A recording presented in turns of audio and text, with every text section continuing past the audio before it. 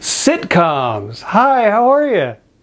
So I have been posting for almost a year on YouTube. I think my last episode was my 50th video I've posted on YouTube.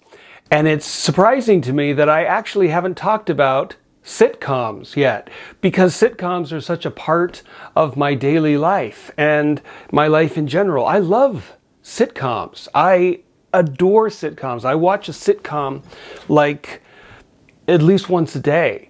I think sitcoms are not just fluff. They're not just ridiculous, silly little comedy things. I think they're incredibly important because when you come home from a stressful day, you gotta unwind somehow. And back in the 70s and 80s and 90s, before we had the internet and streaming services and podcasts and all that stuff, you had the sitcom. And you'd come home and you'd have dinner and you'd sit in front of the TV with your soda and your dessert, and you would enjoy watching Friends or How I Met Your Mother or Seinfeld, and it would relax you, and it'd be fun, and it'd be funny, and sometimes the topics that the characters were talking about related to your life, and you could talk about it with your family and friends, and it became an event. I mean, especially, when those big episodes happened, you'd talk about it at the water cooler the next day.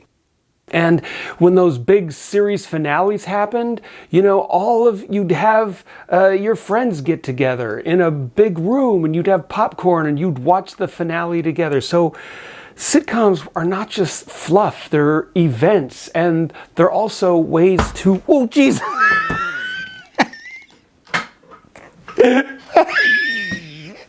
Okay. I didn't have the chair locked. Anyway, I'm fine. What was I saying? Oh, I was talking about comedy. And suddenly it happened. Okay. Oh my God, I should insert a laugh track.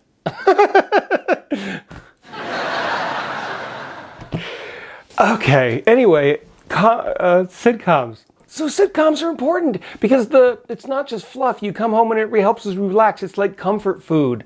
And you also have these characters who almost become sort of your friends, your TV friends. You're like Friends TV show. Friends were your friends. And they were not just their friends, they were your friends. And the Seinfeld characters and How I Met Your Mother and 2.5 Men and King of Queens and Parks and Recreation and all these sitcoms, they feel like your friends.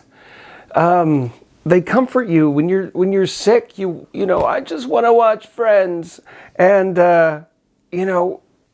I just think it's really important that we have sitcoms, and it's interesting to think about them as an important thing because you don't really think of them as an important thing, but they are. And anyway, I wanted to point out some things. I'm just going to say some random things about sitcoms. I have, when I prepare these things, I just jot down a whole bunch of ideas, and I don't have time to put it into a perfect, wonderful order. So what you get is just my random thoughts, and I hope that's enjoyable. And I will try to not to tip back in my chair again. All right. So, interesting thing, the dialogue. The thing about sitcoms I like is I like the characters. I like that it makes me feel comfortable and, relaxing, but I love dialogue. I love snappy dialogue, like West Wing, which of course is not a sitcom, but Aaron Sorkin's snappy dialogue. But you get the thing about sitcoms is that every 10 seconds there's a joke or a humorous line or something.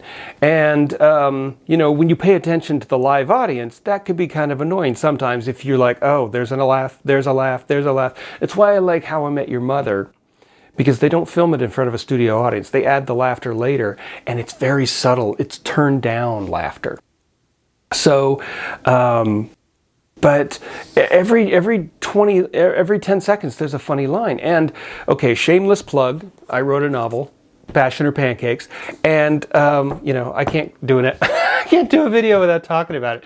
So, but I wanted to mention it here because what I wrote here is not just a romantic comedy, but it's also a sitcom in the form of a novel. Because I love sitcoms and because they influence me so much, I wanted, like every 10 seconds in a sitcom, you have a joke. I wanted at least 5 funny lines per page in my novel. So that means you're having a good time. I keep you interested. You know, this could be turned into a sitcom. It could be turned into a TV series, or a romantic comedy novel, but the jokes keep coming. And not necessarily jokes, but at least a funny line. And so at least once in each paragraph, I try to have something funny or a humorous thing. And that's how I write. And I think I really would have enjoyed, you know, if I could go back in time, I think I really would have enjoyed being part of a writer's room on a sitcom. I love listening to writers talk about what it was like to write for Saturday Night Live and how they would sit in a room. You know, Conan O'Brien, you know, when he's talking with the people that he used to sit and write with at Saturday Night Live. And it just sounds like so much fun. A bunch of writers sitting in a room, you know, just eating sandwiches and trying to think up funny stuff. And I also love mapping out the plot of a story. And, you know, you have your time limit, which is a 30-minute sitcom, which actually with the commercials only gives you about 22 minutes, 24 minutes.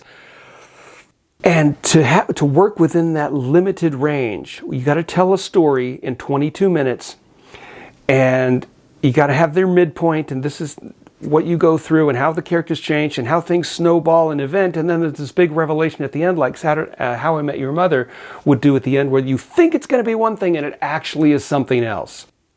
And the twists and turns, and I just think I would really have enjoyed working in a writer's room with a whole bunch of people, because the way I write now, it's all just me.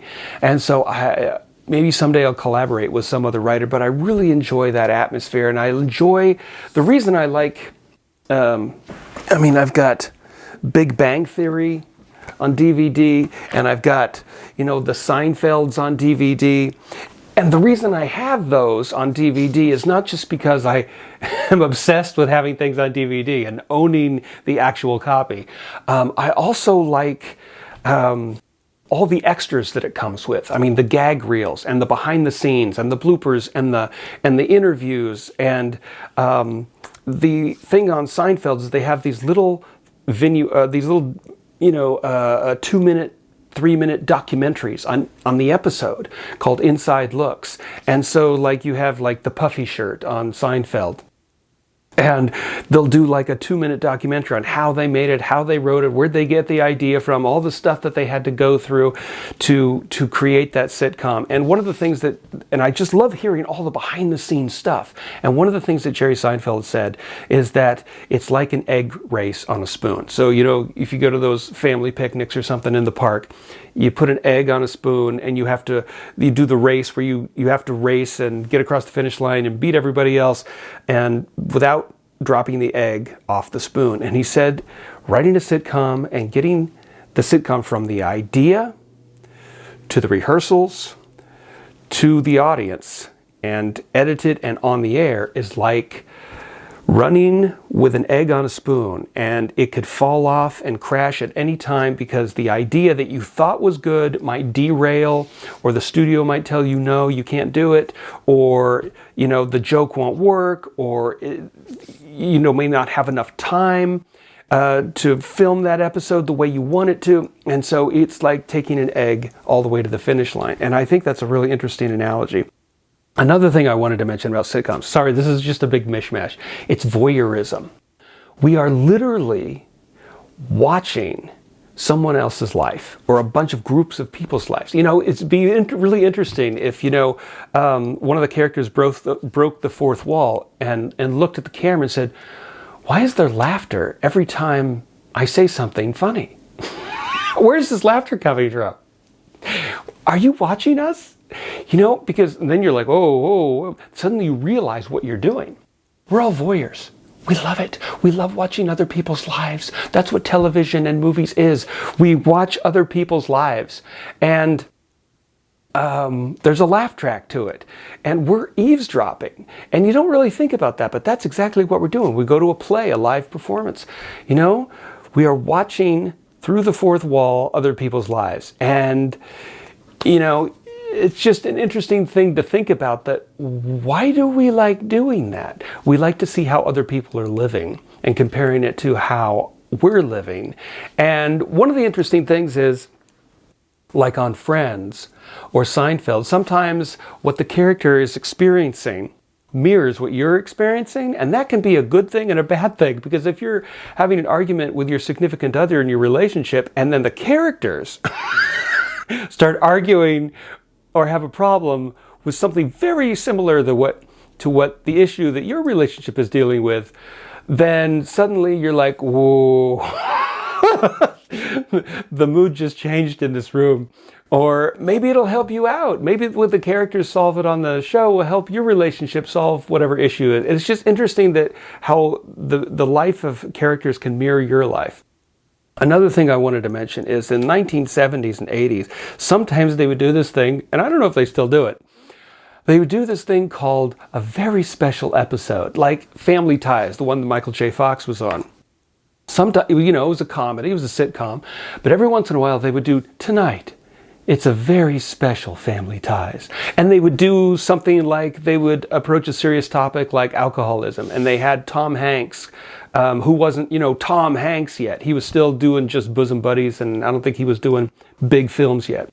But he came on Family Ties as one of the Michael J. Fox's uncle who had a problem with alcohol. And, they dealt with that issue. And there was another episode where Michael J. Fox did they filmed it like a play. The lights would go out in this set and he'd walk over here, and it was actually a serious episode.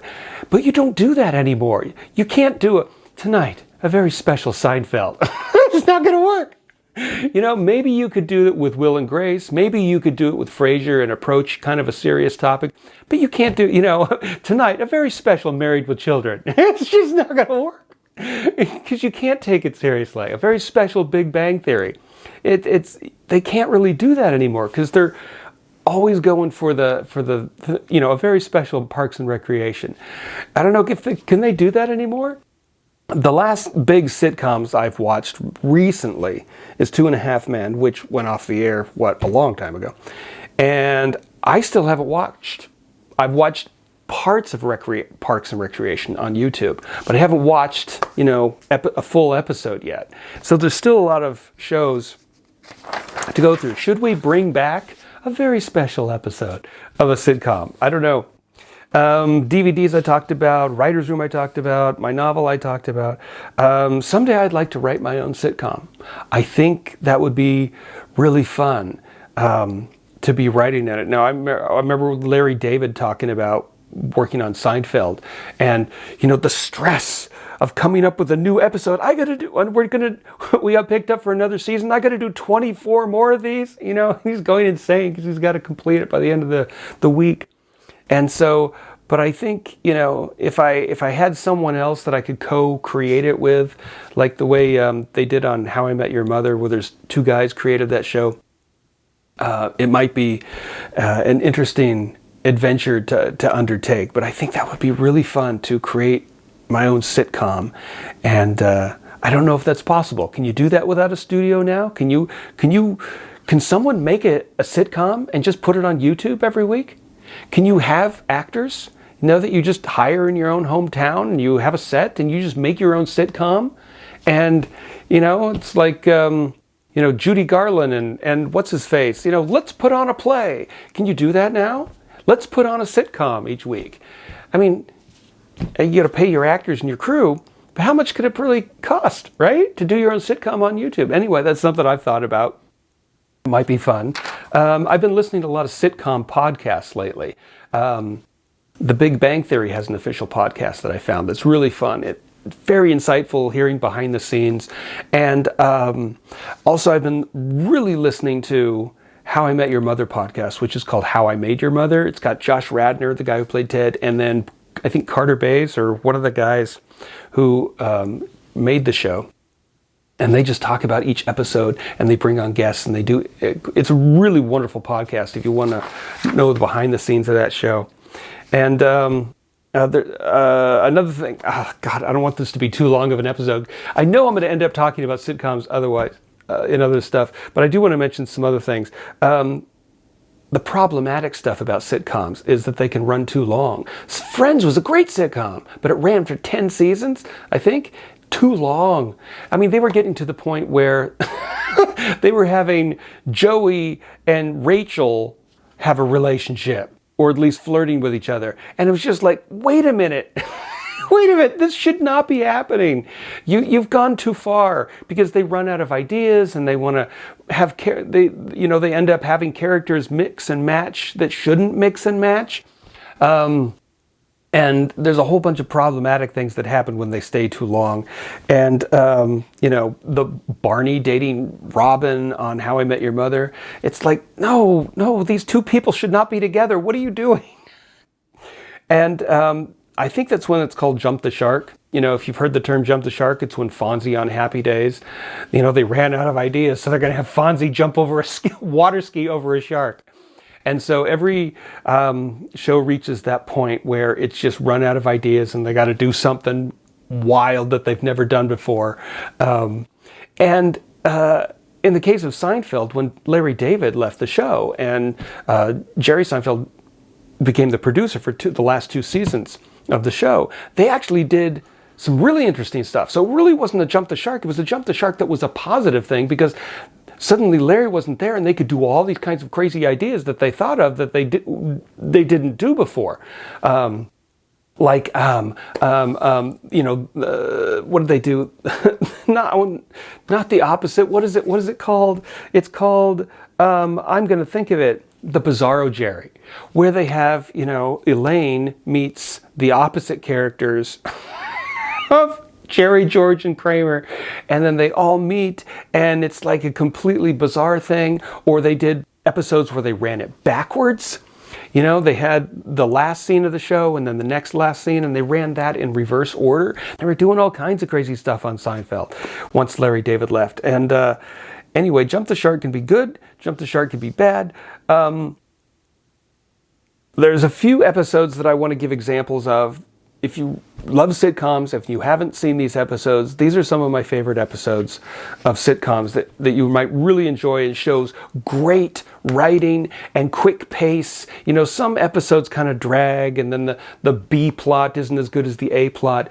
The best episodes, I think, are on sitcoms is when all the characters are doing one thing, like on Big Bang Theory, when they're all doing the scavenger hunt together. When all the characters are doing just one thing, and it's not just A plot and then B plot, which have nothing to do with each other, but all the characters doing this one same thing. Will and Grace, the episode with Mira Sorvino, when they have a dinner party, and it's just joke after joke after joke, and they're all the characters are together in the same room, and it's an amazing episode. Big Bang Theory, Leonard and his friends accidentally get high while camping. Now that's an A story and a B story. But that's one of the good ones. How I Met Your Mother, of course, when they found out that Robin sang the song "Let's Go to the Mall" and why she sang that song, that's one of the best episodes ever. Frasier and his brother Niles on Frasier, they attempt to run a restaurant, and it becomes this complete farce when everything goes wrong. And of course, if you want farce, I Love Lucy, when she's working at the candy factory and the conveyor belt is going and she's trying to work the candy really fast and she can't do it. Her and Ethel she ends up eating the candy. Classic episodes. And then of course Seinfeld, The Contest, and then The Rye, where Kramer feeds the horse beefarino, and then the puffy shirt on Seinfeld. And those are just some of my favorite episodes. Did I have any? News Radio is another great sitcom. Phil Hartman was on that. Joe Rogan was on that. A whole bunch of other people were on that. The first season was a little rocky, but News Radio's really got some great episodes. When they did the Titanic, they did the sitcom What If News Radio was set on the Titanic? And then they did another What If News Radio was set in outer space? And they just have fun doing that. Those are great episodes.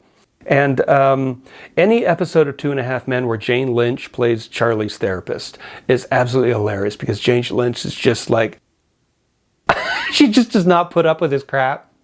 and it's just really fun to listen to her in those episodes.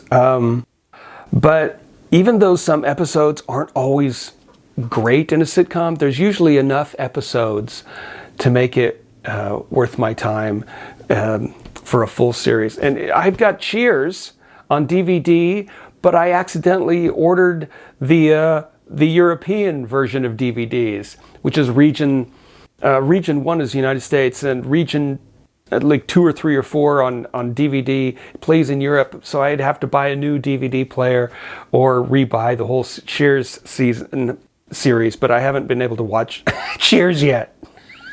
So I've seen episodes, but I haven't seen the whole series. So I still have to see Parks and Recreation. I still have to see Raymond, King of Queens, Dick Van Dyke Show. The Office, I've seen the British version, but I haven't seen the American version yet. And I'm curious, what sitcoms do you think I should see? What sitcoms do you enjoy? What are your thoughts about sitcoms? Do you think they're important? I would love to know any of your thoughts about sitcoms. And I will be talking about sitcoms more. 1, because I love it. And 2, I haven't even gotten to talk about James Burrows, who wrote this great book. And James Burrows, you know, he was director of Taxi, Cheers, Frasier, Friends, Will and Grace. He directed every episode of Will and Grace, I think. And so James Burrows is like the guy in sitcoms. And so I haven't even begun to talk about his influence.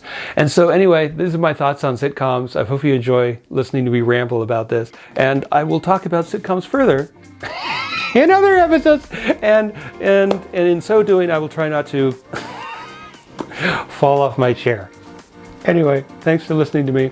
And I will talk to you later. All right, see ya.